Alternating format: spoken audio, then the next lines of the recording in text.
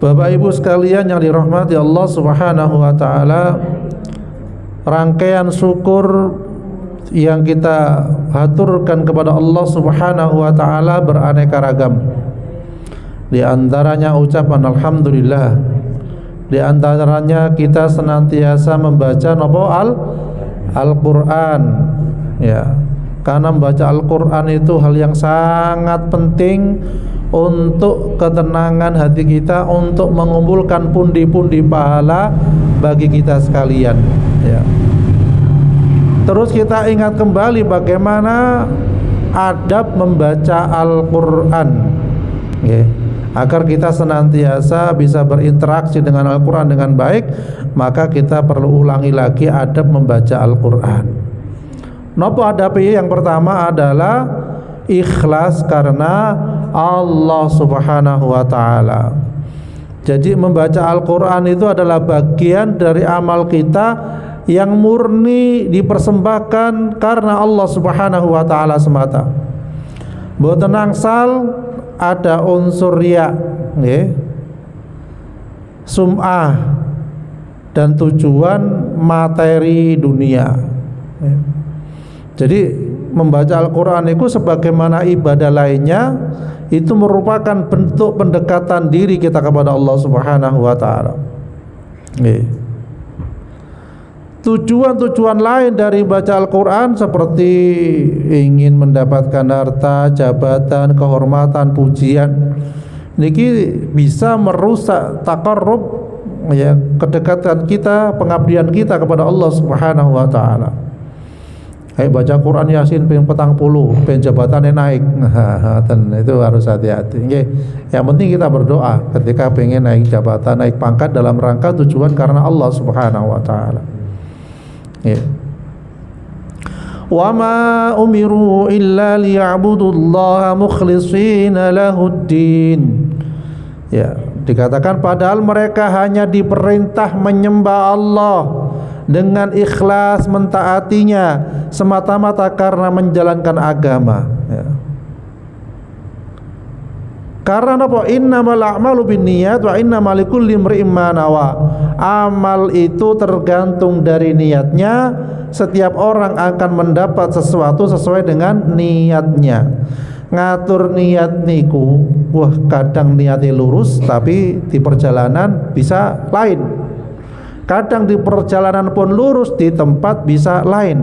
Niku niat. Maka kita niku senantiasa memperbaiki niat, memperbaharui niat. Walaupun di majelis ini sama-sama memperbaharui niat.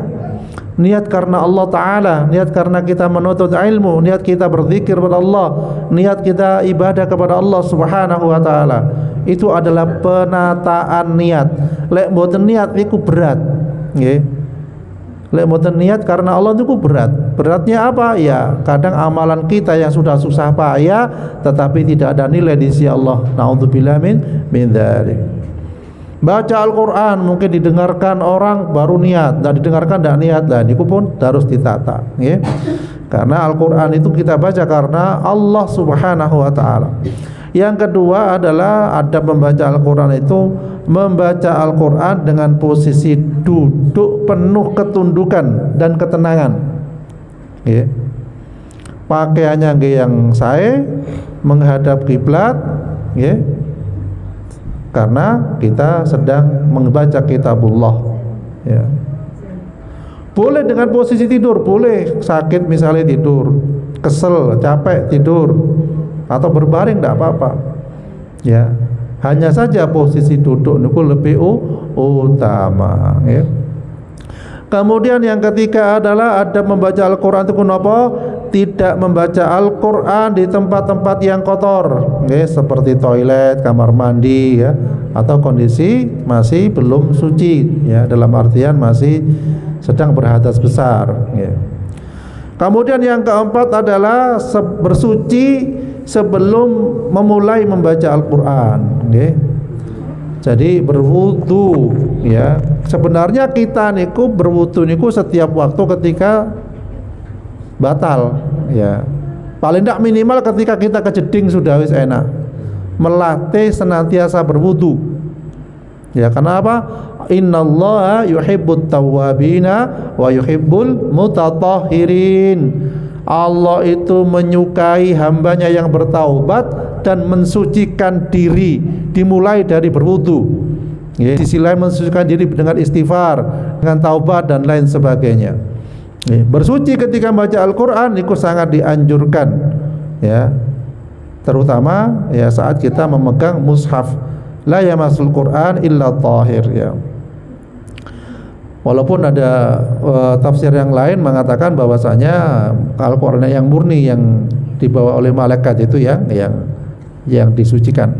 Kemudian yang kelima adalah memuliakan Al-Qur'an. Jadi memuliakan Al-Qur'an menjadi suatu kewajiban bagi para pembaca Al-Qur'an. Bentuk pemuliaan Al-Qur'an antara lain napa? Ketika membaca Al-Qur'an dilarang tertawa. Atau mengobrol saat membaca Al-Qur'an, ya. Jadi atau tidak meletakkan Al-Qur'an dengan semestinya taruh di lantai, ya. Atau dijadikan bantal saat tidur lah niku mboten angsal, oke. Tapi insyaallah mboten wonten. Soalnya para dukun niku menjadikan Al-Qur'an niku sebagai hinaan. Jadi dukun sing misalipun pakai tuyul, pakai demit dan lain sebagainya niku menghina Al-Qur'an dengan cara Al-Qur'an bisa jadi dikencingi di WC. Ini dibuat keset. Ini pokoknya bagaimana menghina-hinanya Al-Qur'an itu sudah. Supados napa? Niku sebagai tumbal supados jin yang disuruh itu nurut. Jin yang dibuat nyihir supaya nurut. Jin yang disuruh ngambil uangnya orang atau hartanya orang supaya nurut. Nah, itu salah satu caranya. Ini kalau paringi pirsa kasih tahu tidak boleh ditiru, nggih. Ya. Jadi ngoten. Jadi setan itu suka menghina ayat Al-Qur'an, begitu juga dengan kaum kafir yang tidak senang dengan Al-Qur'an, dia akan menghinanya. Kemudian yang keenam adalah ada membaca Al-Qur'an itu napa? Berusaha memahami kandungan Al-Qur'an. Kitabun anzalnahu ilaika mubarakun liyadabbaru ayati wa liyatadzakkara ulul albab. Kitab Al-Qur'an yang kami turunkan kepadamu penuh berkah agar mereka menghayati ayat-ayatnya dan orang-orang yang berakal sehat mendapat pelajaran. Ibu-ibu enggak ada nggih Al-Qur'an ada terjemahnya nggih? Wadah, alhamdulillah. Ada tafsirnya enggak ada nggih? Lain mboten enggak ada nggih patus atau tumbas nggih. Jadi tiang beriman itu membaca Al-Qur'an berusaha kali mengerti ayat-ayatnya. Misalipun artinya Al-Ikhlas, Al-Kafirun, pendek-pendek rin. Ya, niku. Untuk nopo? Sebagai barometer kita dalam beribadah kepada Allah Subhanahu wa taala. Lek baca Al-Qur'an lek boten disempatkan kira-kira sempat atau boten? Nah, tidak akan sempat. Jadi baca Al-Qur'an itu bukan mencari waktu luang tapi meluangkan waktu. Ndak ngaji le waktu luang ae. Sik main misalnya ngoten. Jadi meluangkan waktu, lek mboten meluangkan waktu ya bablas terus. Ngoten bagi. Jadi dan juga sangat dianjurkan membaca Al-Qur'an dengan penuh ketundukan dan kekhusyuan, perlahan-lahan ya, serta mentadaburi ayat-ayatnya ya. Fokus hati lan perasaan teng Al-Qur'an. Ya. Jadi ngoten. Kemudian yang ketujuh ada membaca Al-Qur'an itu apa? Membaca isti'adzah ketika memulai dan membaca basmalah di awal permulaan setiap surat kecuali surat At-Taubah. Jadi kita mau Quran itu baca ta'awudz nggih. A'udzubillahi minasyaitonirrajim. Kemudian bismillahirrahmanirrahim. Kecuali surat At-Taubah cuma a'udzubillahi minasyaitonirrajim. Karena apa? Surat At-Taubah niku berisi apa? Peperangan kebanyakan. Ya. Jadi baca ta'awudz niku sampai kapan ya? Sampai kiamat mangke. A'udzubillahi minasyaitonirrajim. Kok sakit ketika baca Al-Qur'an saja kita ta'awudz? Karena setan itu sakit gudo ketika baca Al-Qur'an. Wonten tiyang baca Al-Qur'an sehalaman wis ngantuk, nggih Bu nggih. Lah Ibu ngantuk mboten Bu? Nah, sediakan kopi. Ya. Ada ngoten. Mencar wis. Kate maca Quran ono ya ngop bae misale. Nah, jadi ngoten. Sehalaman angop ya.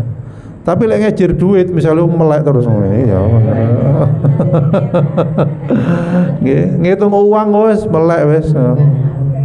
Kalkulator kok HP semuanya siap ya. Nah, jadi ngoten. Jadi membaca ta'awud, lek ta'awud sing ngantuk nggih disebulaken teng tangan diusahaken. Nah, misalnya ngapik lombok nggih. Lombok iku murah niki nggih. Jadi baca Quran kalian ngeletus lombok ya mboten anu mangke mboten fokus malah nggih. Jadi ngoten nggih. Jadi baca ta'awud, sing ngantuk ta'awud meneh auzubillahi minasyaitonir rajim. Nggih, cedhakaken kali tuya, dekatkan dengan air nggih. Air bisa digunakan minum ketika baca Quran atau diusapkan ketika bacanya ngantuk. Nah, dan bisa sebagai obat.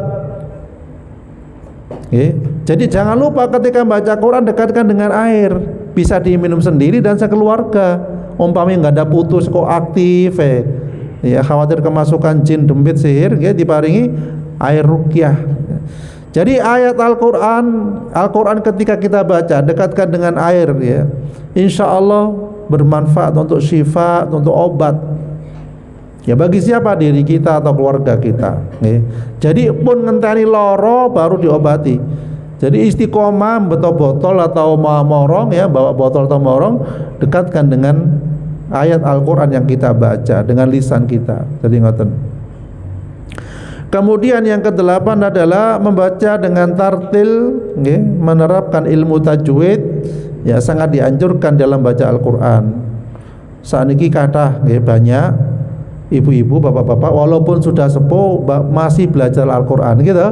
Datang masjid nggih, ibu wonten ngriki nggih. Oh alhamdulillah wonten nggih. Maka Ustaz Nurdin kali Bu Nurdin ngajari insyaallah nggih. Lah sempat masyaallah. Mantun maghrib sehalaman misalnya. Wah, sip niku nggih. Nggih. Jadi sehalaman maca bolak-balik nggih sampai tepak nggih. Sampai tajwidnya itu bisa sesuai nggih.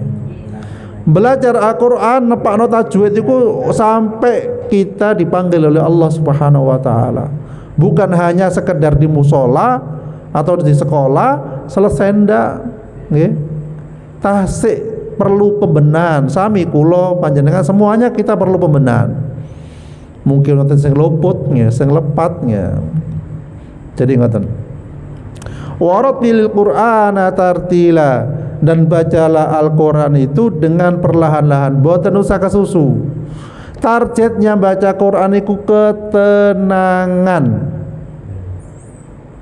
kesenangan, santai, agar dekat dengan Allah Subhanahu wa taala. Lek kesusu yang dicari itu apa? Hanya sekedar target khatam. Niku kesusu. Akhirnya ke target tenange kelewat. Usahakan membaca Al-Quran apa target tenang, sakit tenang. Kemudian selanjutnya yang ke-9 adalah membaguskan suara ketika membaca Al-Quran. Lek sakit saya nggih saya, lek sak wontene swantane jenengan suara panjenengan nggih ngoten mah nggih sak sakete. Wa zayyinul Quran bi aswatikum nggih. Hiasilah Al-Quran dengan suara-suaramu yang indah. Ini hadis riwayat Abu Daud. Gila sakit saya nggih saya mau saya nggih, nek mboten sakit nggih sakete nggih. Jadi ngoten. Bara radhiyallahu an berkata, aku mendengar Rasulullah sallallahu alaihi wasallam pada salat Isya membaca surat At-Tin wa Zaitun. Aku tidak mendengar seorang pun yang lebih indah suaranya daripada beliau. Ini hadis riwayat Bukhari dan Muslim. Jadi suwantene Rasulullah niku suara yang paling indah daripada penyanyi atau qori. Nggih. Niku dalam riwayat Bukhari dan Muslim. Jadi kita baguskan suara niku bagus. Ya, terutama ketika menjadi imam memang sebaiknya yang suaranya bagus. Kadang suaranya bagus boten purun nggih. ngimami.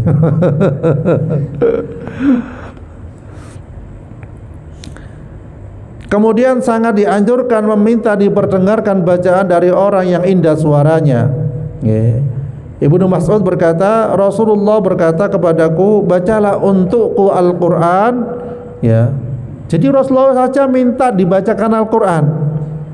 Kemudian Ibnu Mas'ud ngendikan, wahai Rasulullah, apakah aku membaca untukmu padahal Al-Quran diturunkan kepadamu?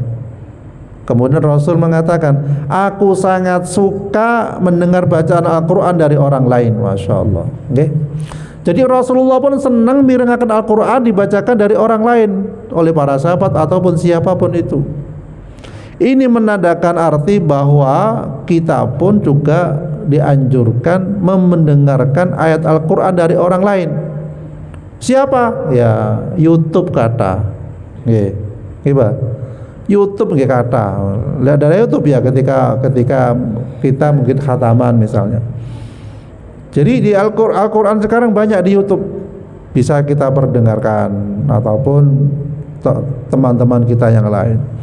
Kesempatan sangat banyak untuk mendengarkan Al-Quran bagi kita sekalian. Ketika sambil bekerja, sambil bersih-bersih rumah, resik-resik gitu nggih, sambil masak-masak, nggih saged mendengarkan Al-Quran. Wis oleh pahala masak-masak, ibu-ibu pahala mendengarkan Al-Quran. Bapak-bapak ngoten sudah dapat pahala bersih-bersih kebun-kebun misalnya, juga sambil membaca Al-Quran. Masya Allah. Kemudian yang ke-10 adalah kita dianjurkan sujud tilawah saat membaca ayat sajdah. Semerap nggih ayat sajdah nggih? Tahu nggih? Biasanya ada gambar kayak masjid. Ya. Kemudian kita sujud tilawah. Saged apal sujud tilawah? Sujud sajdah. Sajada wajhiyal ladzi khalaqahu wa sawwarahu wa syaqqa samahu wa basarahu bi haulihi wa quwwatihi fatabarakallahu ahsanul khaliqin. Apal nggih? Oh dereng nggih. Mangke dicari nggih. Disampaikan di dalam hadis, jika seseorang membaca ayat sajdah lalu ia sujud, maka setan menjauh sambil menangis seraya berkata, celakalah aku, anak Adam itu diminta bersujud lalu ia bersujud, maka baginya surga, sementara aku diperintahkan bersujud, aku menyalahi perintah tersebut, maka bagiku neraka. Jadi panjenengan kita sekalian niku ketika membaca surat As-Sajdah, surat Sajdah, kemudian kita sujud, setan niku lari nangis sambil ngomel. Ya. Jadi ngomel, dia merasa menyesal karena tidak sujud. Ya. Ketakutan. Jadi ngoten. Jadi walaupun kita nggak bisa baca, ya sagete panjenengan baca apapun, subhanallah, subhana rabbiyal a'la atau subhana, terserah pun. Subhana rabbiyal a'la wa bihamdi, niku saged subhana rabbiyal a'la bihamdi. Ya, maha suci Tuhanku yang maha tinggi. Niki dalam rangka mensucikan Allah Subhanahu wa taala. Jadi ngoten. Jadi Bapak Ibu sekalian yang dirahmati Allah Subhanahu wa taala, jadi itu tadi tentang adab membaca Al-Qur'an agar kita imut, agar kita ingat. Jadi tujuannya kita membaca Al-Qur'an itu mencapai ridhonya Allah, untuk mendapatkan ketenangan dari Allah Subhanahu wa taala. Yang terakhir adalah yang ke-11 nopo? Berdoa setelah selesai membaca Al-Qur'an. Bisa. Tidak nunggu khatam. Misalnya dapat berapa halaman, donga ke Allah. Memang doa ini kita dianjurkan sesering mungkin. Ya ibaratnya kita niku dituntut cerewet donga ke Allah. Sak kecil-kecilnya permintaan kita dianjurkan berdoa. Jangan sampai manusia itu tidak berdoa karena menganggap, oh saya masih kuat, saya masih sehat, saya bisa nyeberangi sungai misalnya pun. Tetap berdoa kepada Allah, ya Allah berikan saya pertolongan, beri kemampuan saya bisa nyeberang sungai misalnya. Walaupun panjenengan dekat dari musola, ya dari rumah ke musola sini misalnya, tetap keluar rumah baca apa? Bismillahi tawakkaltu 'alallah. Ini menandakan apa? Kita niku lemah. di hadapan Allah dan bertawakal kepada Allah dan berikhtiar agar kita sampai ke dalam mushola ini. Ya. Dan ketika kita baca doa itu, setan-setan yang minggir insyaallah. Jadi ngoten, nggih. Mugi-mugi kita sekalian dijadikan oleh Allah ahli Al-Qur'an, nggih. Rajin baca Al-Qur'an ya dan masuk surganya Allah Subhanahu wa taala bersama-sama, nggih.